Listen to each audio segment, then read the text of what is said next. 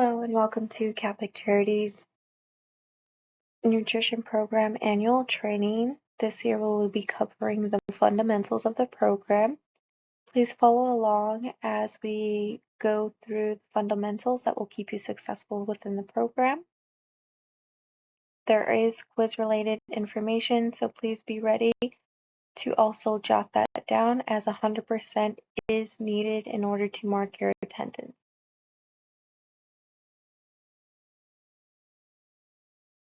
Starting out with Meet Mireya. This is Meet Your Monitor, and Mireya is our first one. She is our Wenatchee-based monitor. She is an adventure lover, sunshine seeker, coffee lover, and loves good live music and good vibes. She's been with the agency for over 2 years. When she's not out traveling for work, she is being the coolest auntie to her two nephews and one niece, embracing family time. She also enjoys live music, basking in the sunshine by the water, and new coffee shops. Now, this is some quiz-related information, so please be sure that you pay attention, as these will be the questions on the quiz.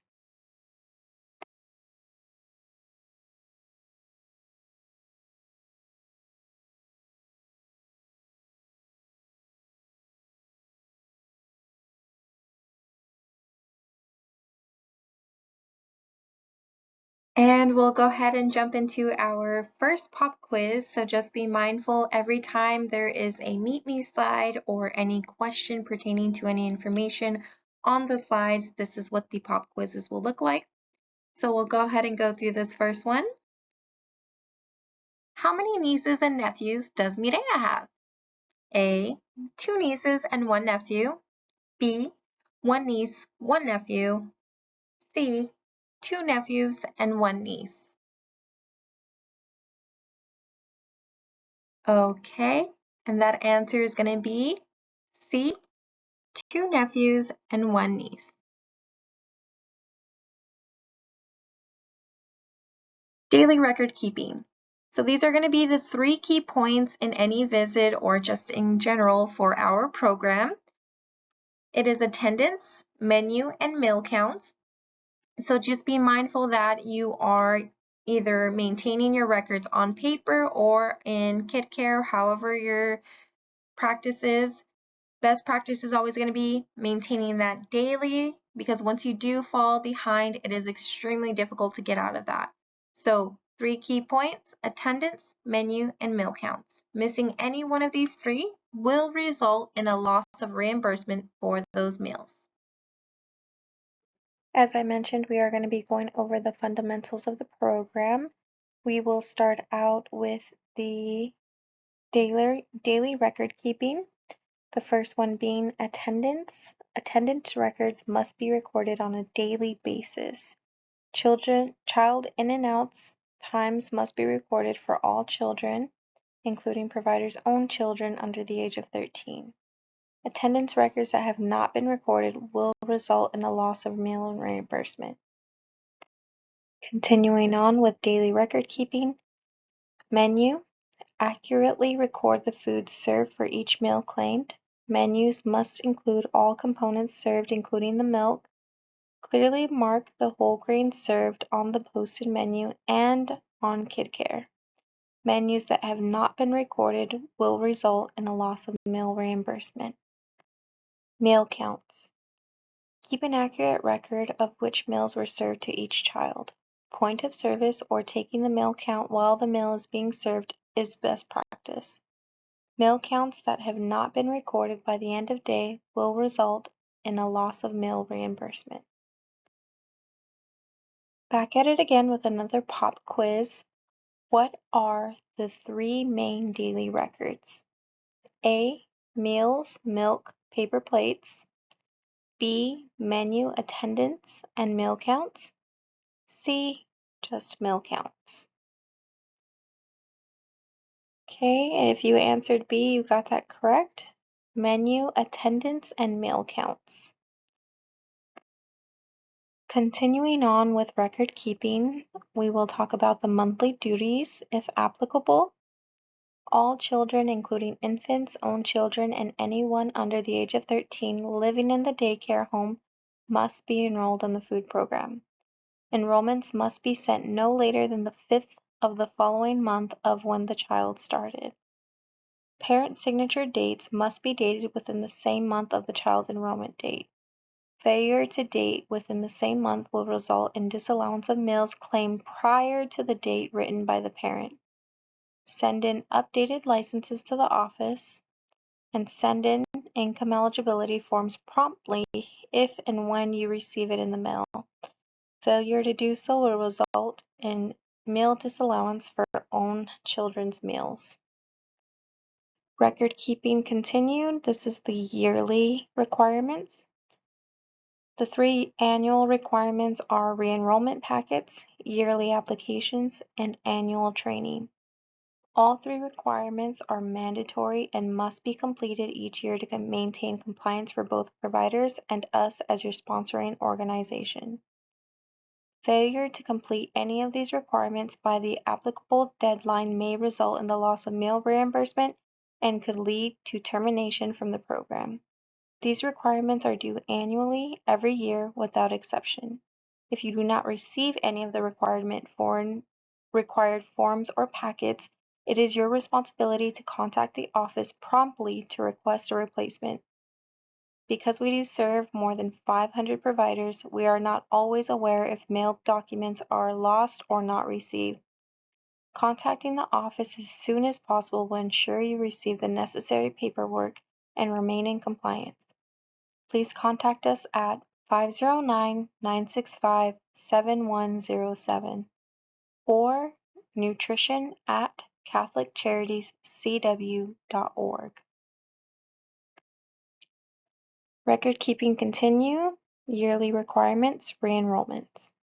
Re-enrollment is completed each May and is required annually. To remain enrolled, completed enrollment packets must be submitted to the office by mail or email no later than May 31st.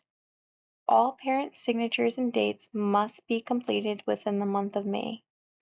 Packets that are missing a parent signature, are undated, or contain a date outside of May will be considered incomplete and the child will be removed from the program. Failure to submit a complete and timely re-enrollment packet will also result in a loss of payment, as payment cannot be processed without the required documentation. Pop quiz. How often does re-enrollment happen and when is the due date?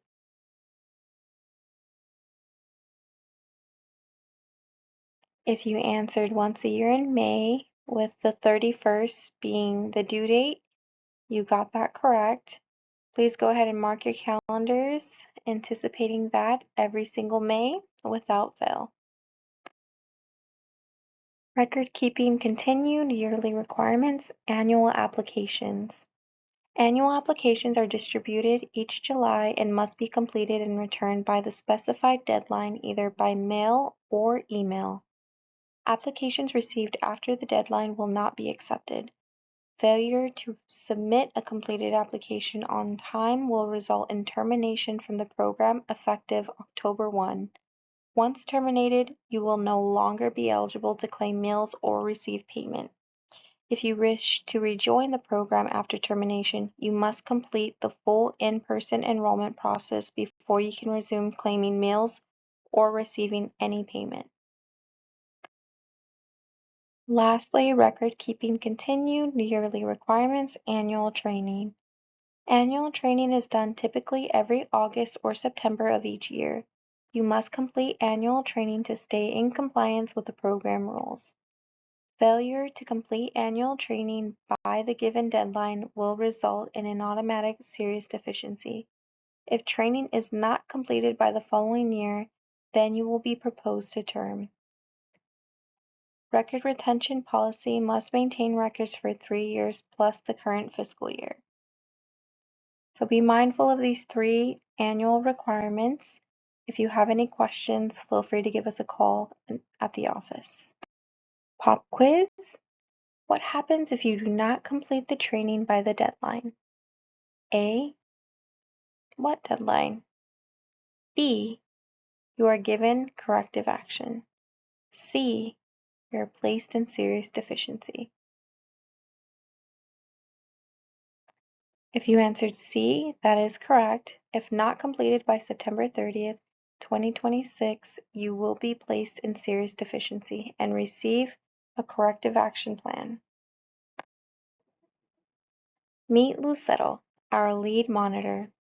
Lucero is our lead monitor overseeing the Vancouver home daycares and our centers. She has been an integral part of the program for over 5 years. When she's not working, she is a devoted cat mom to her 2 kitties, Coco and Quincy Jones, and has been cat rescuing along with being a cat mom. You can often find her snuggled up with a good book or her Kindle, lost in another world.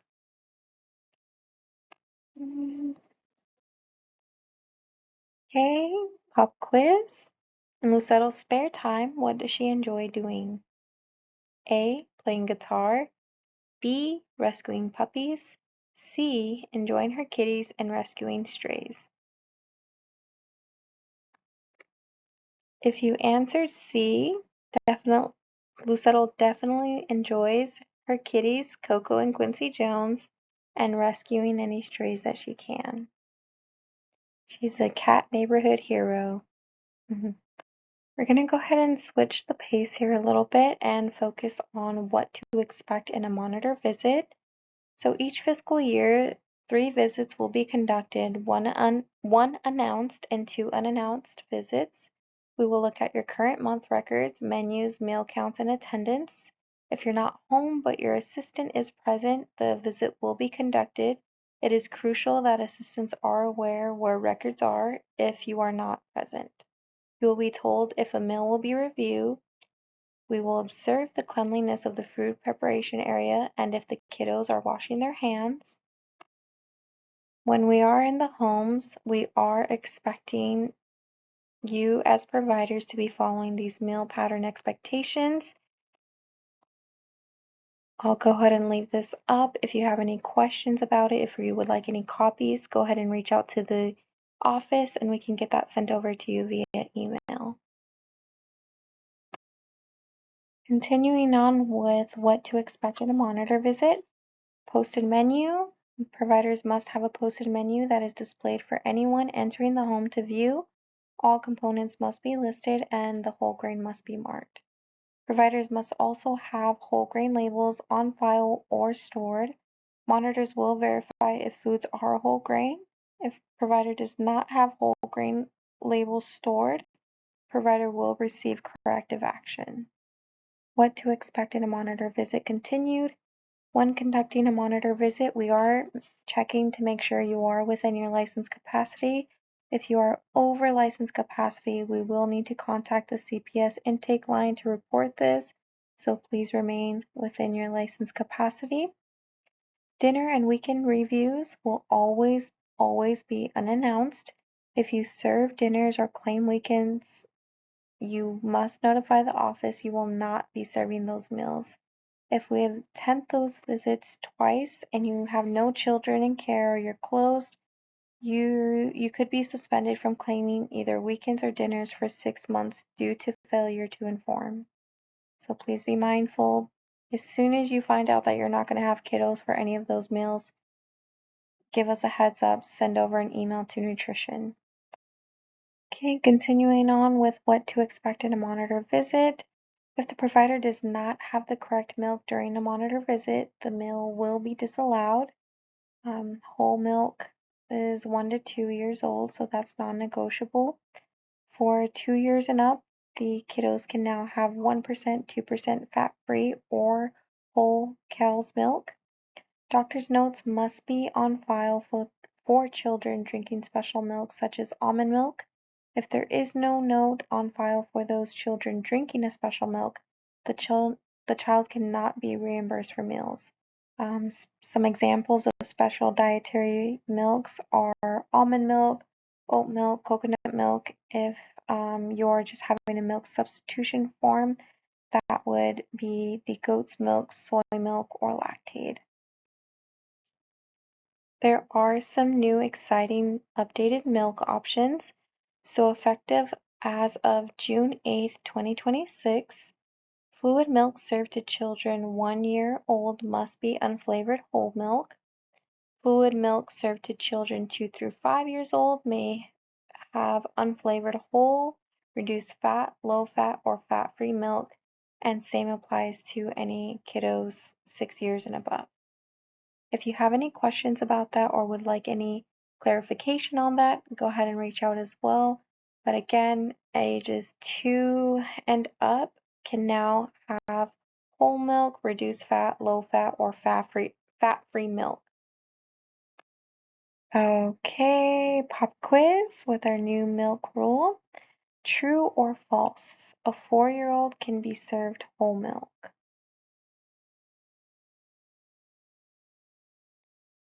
Okay, if you answered true, as of June 8th, 2026, under current regulations, fluid milk served to children 2 through 5 years old may be unflavored whole, reduced fat, low, or fat-free milk.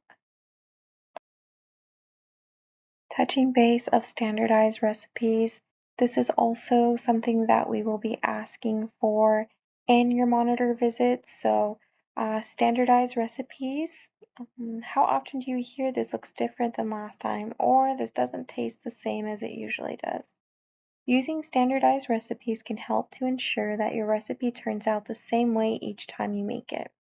A standardized recipe must be used when a menu item has 2 or more components. For example, grilled cheese sandwich, burrito, egg, potato salad, chicken salad, beef taco, spaghetti.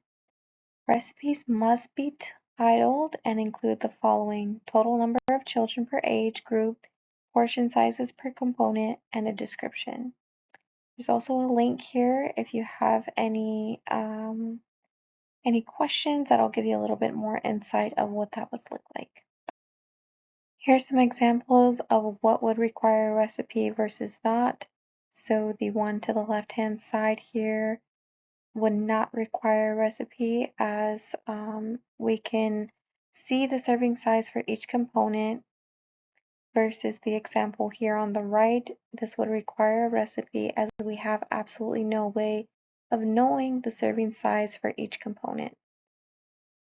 What to expect in a monitor visit continued. Infant meal forms must be on file for infants eating foods. It is only needed until the infant is 1 year old. If you need one, please contact the nutrition team. Here's some reminders when claiming infant foods. A bottle must be offered at every meal. Infant formula must be iron fortified. Infant feeding is on demand and has no schedule. And all infants must be enrolled even if the provider will not be claiming them. We have seen an influx of providers not claiming infants.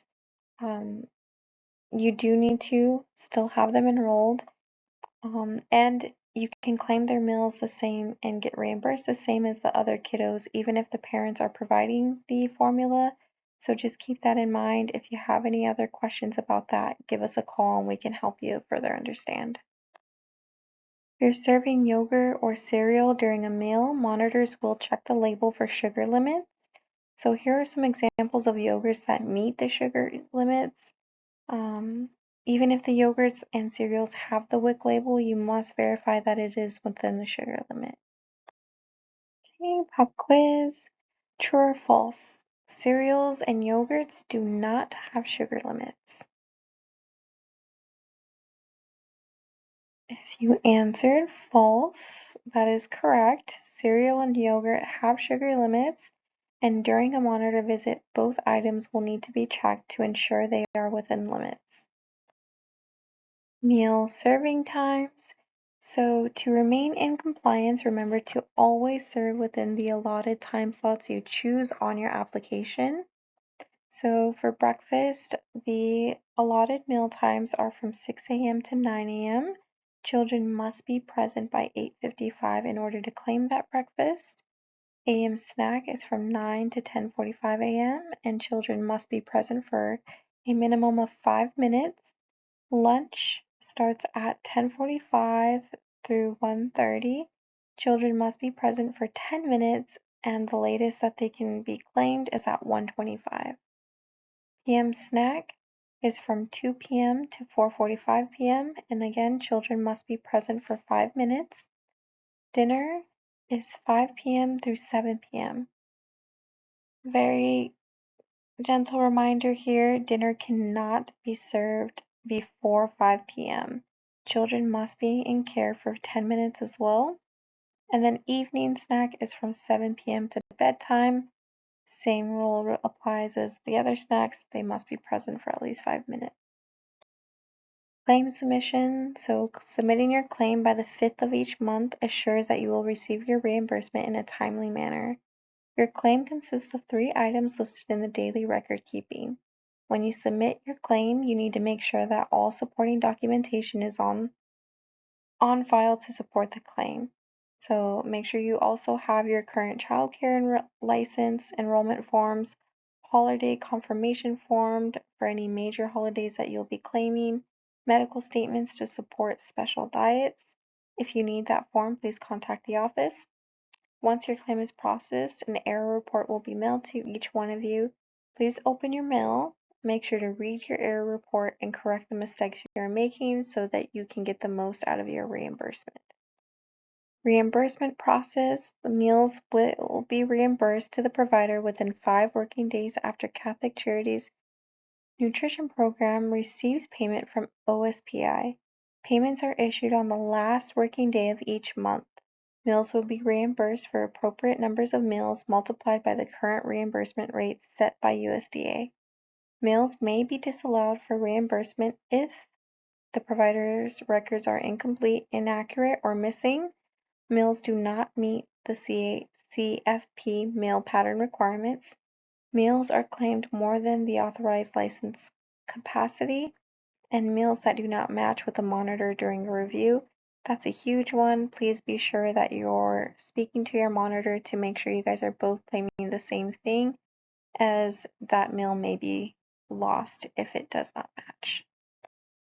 All right, coming back in with another Meet Your Monitor. Meet Sydney. Sydney is our newest addition to the nutrition team. Sydney is a true ray of sunshine and is ready to bring warmth and brightness to our Tri-Cities area. As a Tri-Cities native, she loves spending time at the gym. She's a wonderful dog mommy to her 2 babies, and she loves making memories with her partner. Fun fact about Sydney, she is a proud graduate of Columbia Basin College as of this year. May we all welcome her with warmth and welcome Sydney. Pop quiz. What college did Sydney graduate from? A. Eastern Washington University. B. Pacific Northwest Christian University. Or C. Columbia Basin College. If you answered C, that is correct. Sydney is a proud Hawk from Columbia Basin College. Communication about closures or no children in care. Timely communication is essential to the success of our program. We understand that providers cannot predict when a child may unexpectedly be absent. However, once you know that you will have no children in care or will not be home, it is your responsibility to notify our office as soon as possible, especially for dinner or weekend visits, as this may result in a 6-month suspension after 2 failed attempts. Because we serve more than 500 providers throughout both rural and non-rural areas of Central Washington, our staff spend a significant amount of time traveling to conduct home visits. Receiving advance notice allows us to adjust our schedules efficiently, avoid unnecessary travel, and better serve all of our providers. Out of respect for both your time and ours, please notify us as soon as you know you will have no children in care or will not be available. You can email nutrition@catholiccharities.cw.org or call the office at 509-965-7107.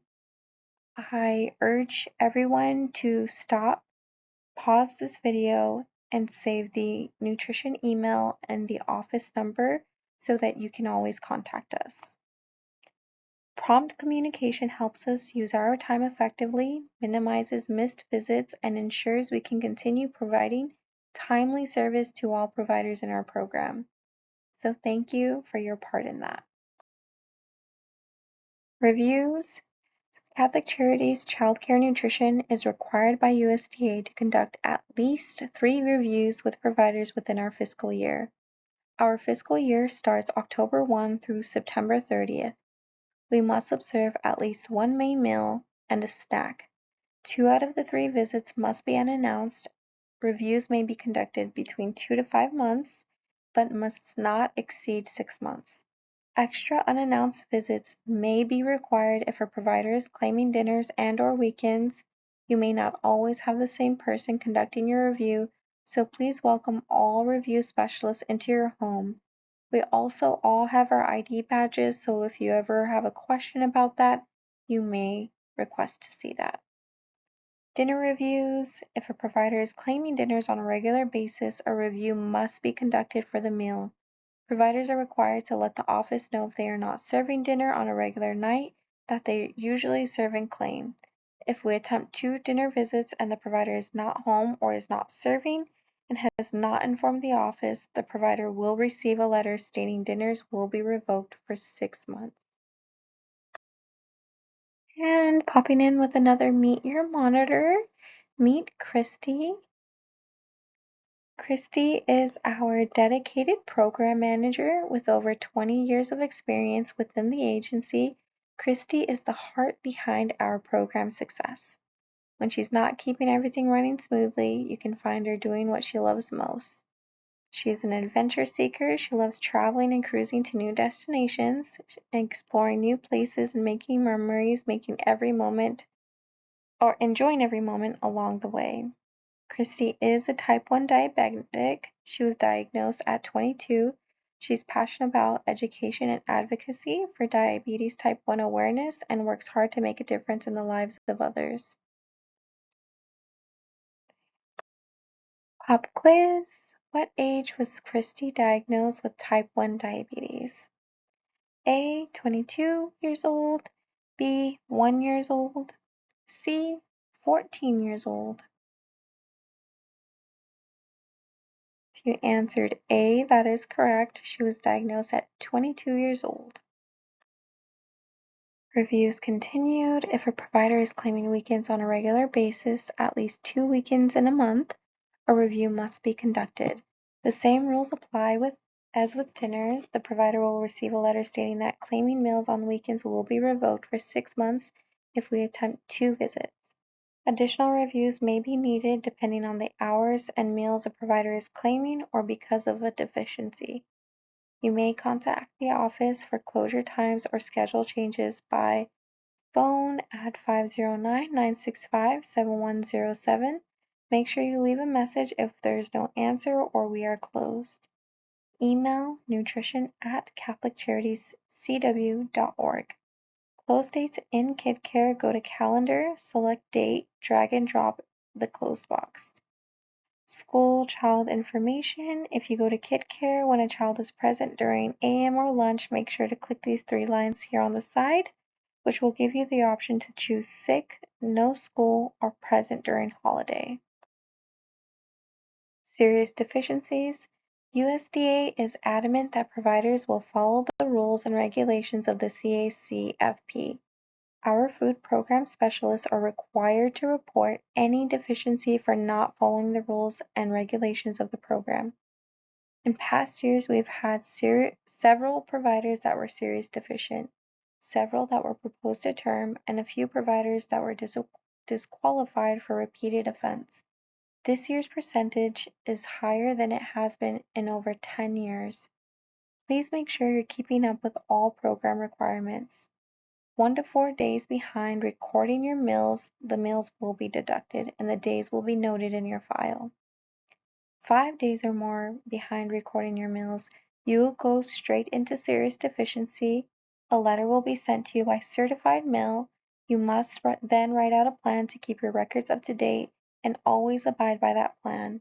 You cannot fall behind again within a 2-year period, and if you are, a letter of proposed termination and disqualification from the program will follow. This is the most common reason for deficiencies. So please, if you have any questions or if you need any assistance, contact the office. Continuing on with serious deficiencies, meals that do not match the foods that were observed during a review, TA will be given and meal will be disallowed. Children claimed doesn't match the children that were in care or observed during a review, TA will be given and a child or children will be disallowed. Claiming children that are no longer in care, serious deficiency letter will be sent. Not serving whole milk for children 1 to 2 years old. Not serving all the required components and the correct portion size. Not home during regular business hours and the office not being informed, TA will be given and meal will be disallowed if during a mealtime. Please always keep your records up to date. We do not enjoy taking meals away from providers. We want to ensure that you are getting the fullest reimbursement possible. Quick pop quiz. What happens if we arrive and the provider falls 5 or more days behind? Answer: the meals will be deducted for the days missing and placed into serious deficiency. So please, please, please stay on your records and remember it is a daily requirement. Here are the new official meal rates as of 7/1/2026, and these are valid through 6/30/2027. For daycare homes, breakfast Tier 1, 174, Tier 2, 62 cents. For lunch and supper, Tier 1 would be 331 and Tier 2, 199. These are the snacks. Tier 1 is 98 cents and Tier 2 is 27 cents. Another Meet Your Monitor, meet Iris. Iris is our Yakima-based monitor who has been with the agency nearing a year. She is passionate about supporting providers and making a positive impact in our community. In her spare time, she loves showing her love through delicious food, always trying new recipes. She's a certified matcha lover, enjoys hiking with her partner and doggy Draco. Say hello to Iris if you see her. Income eligibilities are distributed once a year for providers who wish to claim their own children's meals or for providers who are trying to qualify for Tier 1 rates. Income statements must be returned by the last day of the month in which the new statement was issued. Please see the next slide for the new guidelines of income as of July 1, 2026. If you think you may qualify to claim your own kiddos, please call the office and we will send you over the form.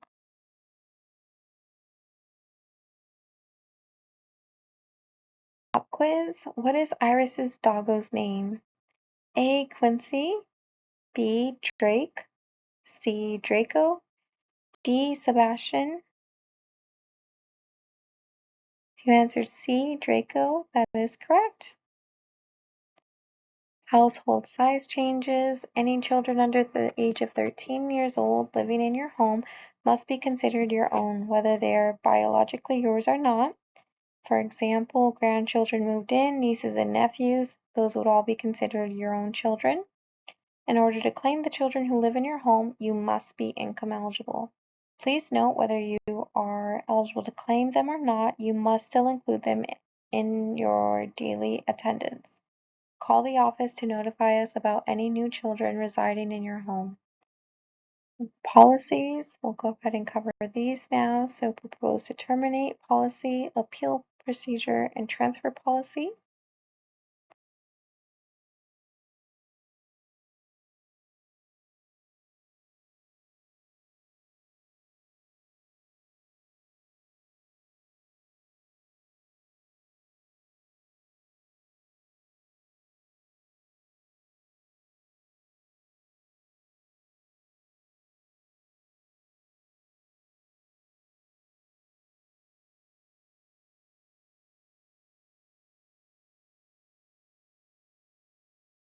And another Meet Your Monitor, meet Selena.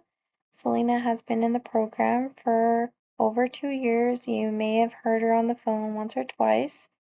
After clocking out, she spends her time doing the things she loves most, spending time with her daughter, gardening, and listening to music. After work, what can you catch Selena doing? A. Hanging with her son, eating and sleeping. B. Hanging with her daughter, baking and gardening.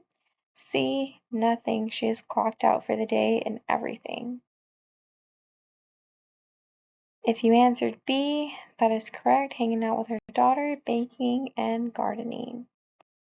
And civil rights, Catholic Charities Child Care Nutrition Program providers will be treated fairly, no exceptions. The civil rights policy will be adopted by the board of directors.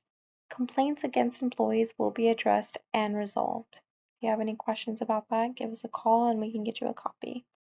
Non-discrimination statement.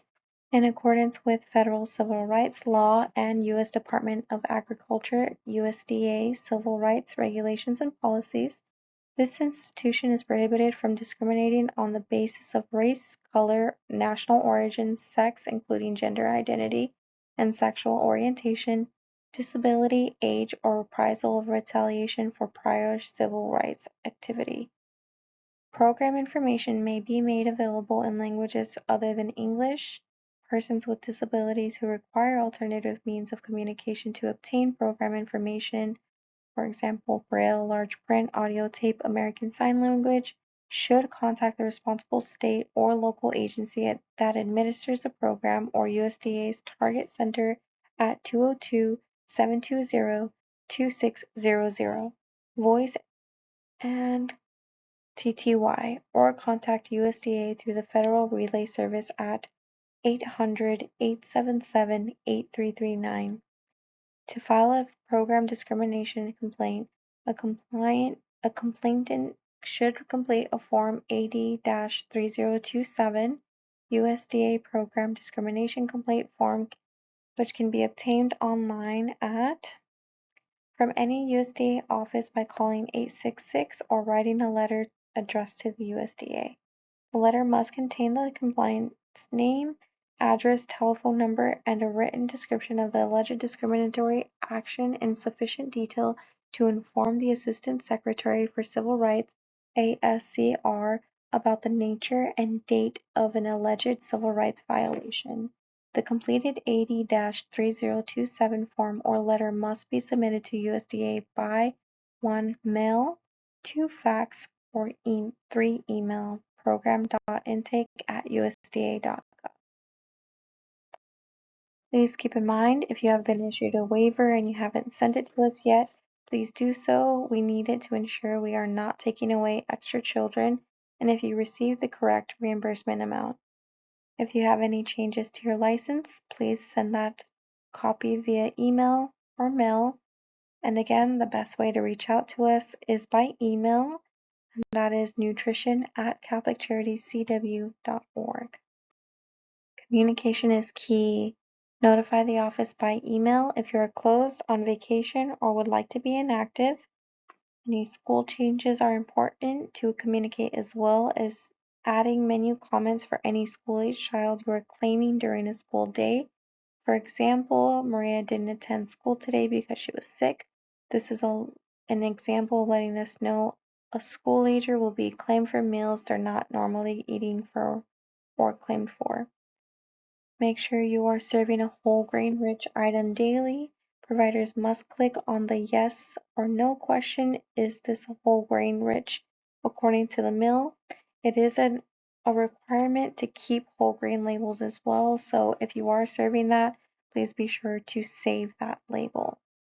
Verify in and outs before submitting your claim. That means to go through each day of the month to make sure each child has an in and out time. Thank you for all your hard work and efforts in ensuring the children are fed and happy. And pop quiz. Which email should all documentation be sent to? If you said anything other than nutrition@catholiccharities.cw.org, please go ahead and delete that memory from your mind and go ahead and take out your phones, your computers, whatever you have, and save this email here. Again, it's nutrition@catholiccharities.cw.org. Thank you for participating in our annual training. Please complete the quiz form to successfully complete the training. You must score 100%. Make sure you complete the training no later than September 15, 2026. The quiz is your timestamp. You must answer all the questions to complete the training. Thank you for another great year. Also, be sure to follow us on Facebook if you have not yet. Keep up with all program updates, nutrition tips, and so much more. We would love to interact and get to know our providers more. Go ahead and click the link below and it'll take you directly there. Thank you so much again for keeping us in compliance and for another wonderful year. Providers, have a great rest of your day.